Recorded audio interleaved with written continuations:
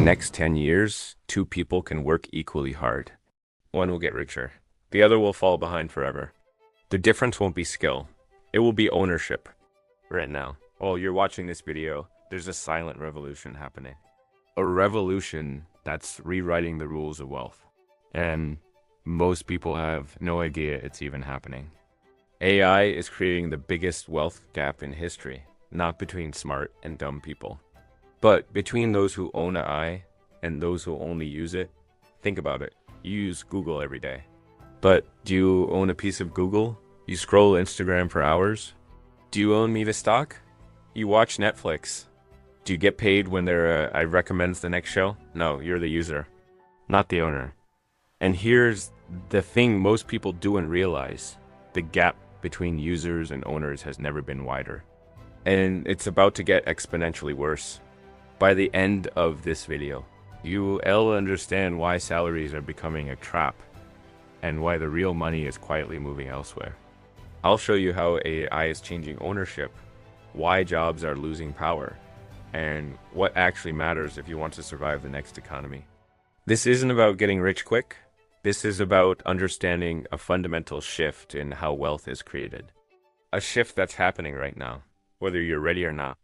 So let me ask you something. Do you want to be the person who worked hard and fell behind? Or the person who understood the game and won? Let's dive in. For the last 50 years, the wealth building playbook was simple. Go to school, get a good job. Work your way up the ladder, save money, buy a house, retire at 65. This worked for a while. My parents' generation could buy a house on a single income. They could work at the same company for 30 years and get a pension. They could save money and actually watch it grow. But something broke. Houses that cost 3 times your annual salary in 1970 now cost 10 times your annual salary. A college degree that guaranteed a middle-class life now guarantees debt. And pensions? They're basically extinct. Meanwhile, CEO pay has increased by over 1,400% since 1978. Worker pay, about 18%. So what changed? The game changed, but nobody told the players. The old game was about trading time for money. The new game? It's about ownership. And I just turned this game into hyperdrive. Here's what's really happening and why it matters to you. In the 1950s, about 60% of wealth came from labor. Your job, your salary, your paycheck. The other 40% came from capital, owning things, businesses, stocks, real estate. Today, labor income is about 35%. Capital income is 65% and growing. Translation. Working is becoming less valuable. Owning is becoming more valuable. And AI is accelerating this split faster than anything we've ever seen. Let me give you a concrete example. In 2012, Instagram had 13 employees when Facebook bought it for $1 billion. $1 billion. 13 people. Today, a single AI model can do the work of hundreds of employees. Companies are becoming more profitable with fewer workers, which means the money that used to get distributed among workers is now going to owners. OpenAI, the company behind ChatGPT, has about 1,500 employees and is valued at over $150 billion. That's $100 million in value per employee. Compare that to General Motors. In the 1950s, they had 600,000 employees and created about $5,000 of value per employee. Do you see what's happening? The companies creating the most wealth are employing fewer people, which means if you're not an owner, you're not getting a piece of that wealth. Now, here's where AI makes this even more extreme. It doesn't just replace workers. It multiplies the productivity of the people who own it. Let me explain. If you're a worker using AI, you might become 20% more productive. You finish your work faster. Maybe you get a small raise. That's nice. But if you're an owner deploying AI across your business, you might 10x your output while cutting your costs in half. You don't need to hire 50 more people. You deploy AI, you keep the profit, same technology. Completely different outcome. One person gets a 20% raise. The other person gets 10x wealth multiplication. This is already happening right now. Jasper AI, a company that helps people write with AI, was valued at $1.5 billion with less than 100 employees. The owners got rich. The users just got a tool.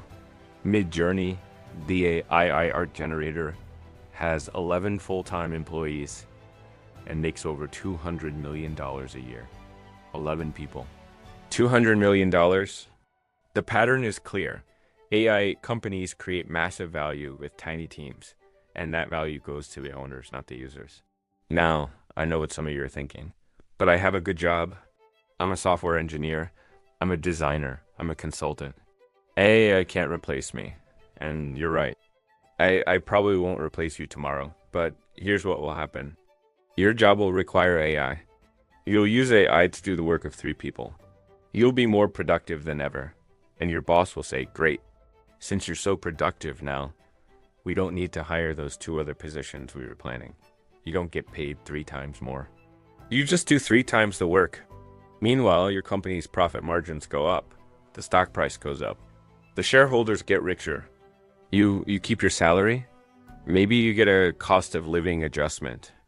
Maybe this is called productivity gains going to capital, not labor. And it's been happening for decades. AI is just accelerating it. Here's the data. Since 1979, productivity in America has increased by 64%. But typical worker compensation has only increased by 17%. Where did that extra 47% go? To owners, to shareholders, to people who own the means of production. Because here's the uncomfortable truth. Your job security used to be based on scarcity. There were only so many people who could do what you do. But AI is eliminating scarcity in knowledge work. Need legal research? I can do it in seconds. Need code written? I can generate it. Need marketing copy? It's got you covered. The skills that took you years to develop can now be replicated by software. Not perfectly, not yet, but good enough and getting better every single day. Okay, so if jobs are becoming less powerful and ownership is becoming more valuable, what do you actually do about it? This is where most people get stuck. They think ownership means you need to start the next Apple or Google. You don't.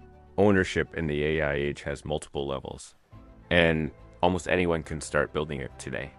Level 1, own equity in AI-enabled companies. This is the simplest form. Buy stock in companies using AI to multiply their profits. Not just tech companies, any company using AI effectively. When Nvidia stock went up 240% in 2023, who made money? The owners, the people who bought the stock. Not the engineers who were just getting their salary. Level 2, own the tools, not just use them. If you're a consultant, a freelancer, or running any kind of service business, don't just use AI. Build AI-powered systems that work for you. Create automated services. Build productized offerings. Design systems where AI does 80% of the work and you do the high-value 20%. I know people who've built AI-powered content agencies. They use AI to create 90% of the output. They employ 2 people instead of 20. They keep the margin. Level 3, own audiences and distribution. In AI age, attention is currency. If you own an audience, a YouTube channel, an email list, a social media following, you own distribution. AI can help you create content, but it can't create an audience relationship. That's still human. Build that relationship and you own something valuable. Mr. Beast doesn't make his money from his salary. He makes it from owning his audience, owning his brand, owning his distribution. Level 4, own the problems AI can't solve yet. AI is incredible at optimization, but it's terrible at origination. It can't set strategy. It can't build relationships. It can't make taste-based decisions. If you can own the high-level thinking, the strategy, the relationships, a creative vision, you become the conductor, and I becomes your orchestra. The conductor doesn't play every instrument, but the conductor is essential. Here's where most people mess this up. They hear ownership, and they immediately think it's not for them. They think it's for rich people, for people with connections, for people who went to Stanford. That's the trap. That's the exact mindset that keeps people working hard and falling behind. Because ownership isn't about having money, it's about having an ownership mindset. Let me give you an example. 2 graphic designers, same skill level, both using AI. Designer A uses AI to work faster, takes on more clients, maxes out at 80 hours a week, makes good money. But there's a ceiling, can't clone themselves. Designer B uses AI to build templates, systems, and productized services. Sells these to 100 clients at once, makes money while sleeping. Scales infinitely, same starting point, same tools. Completely different outcome. The difference? Designer B thought like an owner. Designer thought like a worker. And here's the thing. Designer B probably started with less money, but they started with the right question. The worker asks, how can I use this tool to do my job better? The owner asks, how can I use this tool to build something people will pay for repeatedly? One question leads to a better job. The other leads to an asset. The economy is rewarding assets more than ever and punishing people who only sell their time. So let's bring this all together. The next 10 years are going to be wild. AI is going to eliminate millions of jobs, but it's also going to create trillions of dollars in wealth. The question is, are you going to be on the receiving end of that wealth, or are you going to watch other people get it? Because make no mistake, someone is going to get wealthy from AI. It's just a question of who. Right now, most people are setting themselves up to be users. They're learning how to use ChatGPT at work. They're using AI to write emails faster. That's fine. That's useful. But it's not ownership. The people who are going to win are the ones asking different questions. How can I own a piece of this? How can I build something with an AI that creates value while I sleep? How can I position myself on the owner side of this equation? These aren't questions about getting lucky. They're questions about understanding the game. And the game is simple. In the AI economy, work is getting cheaper and ownership is getting more valuable. You can be mad about it. You can ignore it. Or you can adapt to it, but you can't stop it. The train is leaving the station, and you need to decide, are you going to be a passenger paying for a ticket? Or are you going to own a piece of the railroad? Look, I'm not saying quit your job tomorrow and start a company. That's not realistic for most people. But what I am saying is this: start thinking like an owner, even if you're still an employee. Start asking, what can I own? Can you buy stock in companies you believe in, even if it's just $100 a month? Can you build a side project that uses AI to create value for others? Can you create content that builds an audience you own? Can you develop skills in the areas AI can't touch: strategy, relationships, creativity, taste? Start small, but start with an ownership mindset. Because here's what I've learned. The people who win aren't always the smartest or the hardest working. They're the people who understand the rules of the game they're playing. And the rules have changed. The old rule was trade time for money. Climb the ladder. Wait for your turn. The new rule is own assets. Build systems. Create value that scales. AI is the biggest accelerator of this shift we've ever seen. And the people who understand this early are going to have a massive advantage over the people who wake up to it in 5 years. So here's my challenge to you. This week, take one action toward ownership. Just one. Buy one share of stock in a company using AI effectively. Start one small project where you're building something, not just doing something. Create one piece of content that could build an audience. Just one action. That's all. Because the gap between owners and users is widening every single day, and the best time to get on the right side of that gap was 10 years ago. The second best time is right now. The wealth gap isn't coming. It's already here. The only question left is, which side are you going to be on? Thanks for watching. Now, go build something you own.